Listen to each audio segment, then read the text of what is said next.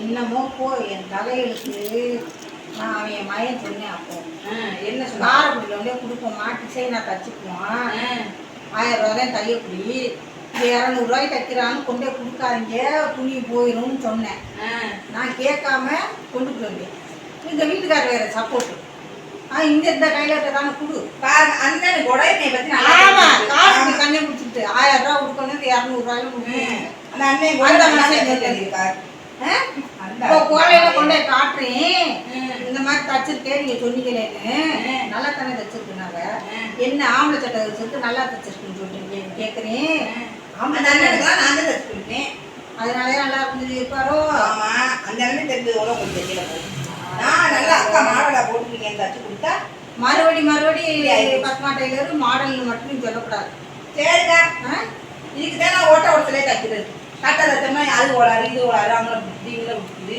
ஓ அப்படின்னு ஓட்ட தானே லட்சுமி அக்காவுக்கு ஒரு சட்டை தச்சு கொடுத்தேன் ஒரு நாள். அதுக்கு தான் நான் தைக்கிறேன். அந்த அக்காவை பார்த்த வேற நான் ஒழுங்கா ஓட்ட ஓட்டத்தில் தச்சுக்கிறேன். நீ சட்டை தச்சு பழகு, 100 ரூபா வாங்குறாங்க, இப்படி ஓட்ட ஓட்டத்தில் எப்போ தச்சுட்டு இருக்கேன்.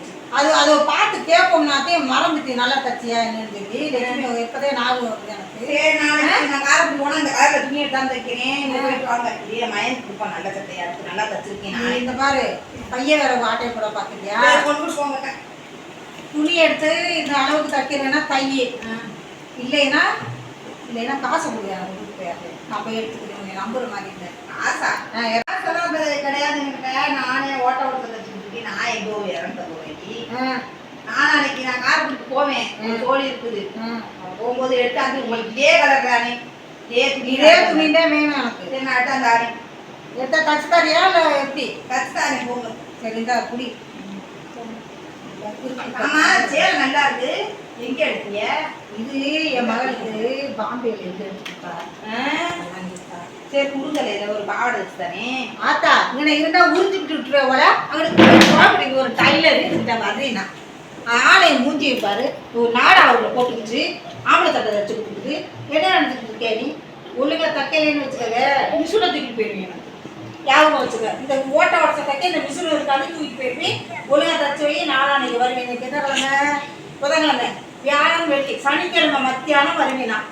நீ கரெக்டாக கொடுக்கணும். இல்லைன்னு வச்சுக்க மிஷின் இருக்காது. சரி போக்கா போக்க. என்ன தக்கா தச்சுட்டு சரி நல்லா தானே தச்சுருக்கேன். ஆம்பளை மாதிரி கால் வச்சு டிசைன் வச்சு கொடுத்தா இப்படி திட்டுது, நல்லா இருக்கு. இது போய் இந்த திட்டு.